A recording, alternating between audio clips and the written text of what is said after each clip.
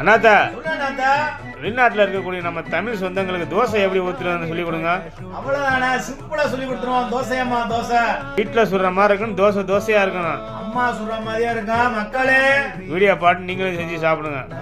அரிசி, உளுந்து, வெந்தயம், பச்சரிசி, பாசுமதி அரிசி இல்லாம பாத்துக்கோங்க. 4 கப்பு அரிசி, 1 கப்பு உளுந்து, முழு உளுந்து, கொஞ்சோண்டு வெந்தயம், நல்லா எல்லாத்தையும் மிக்ஸ் பண்ணி கையை கழுவி ஒரு 4-5 தடவை நல்லா கழுவிங்க. கழுவி ஓவர் நைட் ஊற வச்சிங்க அப்படின்னா இந்த மாதிரி பொங்கி வந்துருவாங்க. அதை கொஞ்சம் கொஞ்சமா 4 தடவை போட்டு மிக்சியில நல்லா அரைச்சு மாவை நல்லா கலந்து ஃப்ரிட்ஜுக்குள்ள வச்சிருங்க. அம்பிடுத்தேன் தேவையான போது கொஞ்சோண்டு மாவு எடுத்து லைட்டா உப்பு போட்டு வச்சிங்கன்னா நல்லா புளிச்சு பொங்கிடுவாங்க. தோசைகளை லைட்டா தண்ணியை தெளிச்சு தோசையம்மா தோசைன்னு விட்டீங்கன்னா நல்லா மொறு மொறுன்னு இருக்கும்.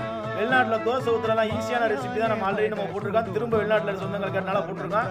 நல்லா மீன் குழம்பு வச்சு சாப்பிட்டீங்கன்னா நல்லா நாக்கு கிழவியா இருக்கும். மக்களே, மீன் குழம்பு வேணும் அப்படின்னா மீன்லாம் வாங்கிட்டு வந்து கொடுத்தீங்கன்னா நானே சமைச்சு தருவேன். Riyadh exit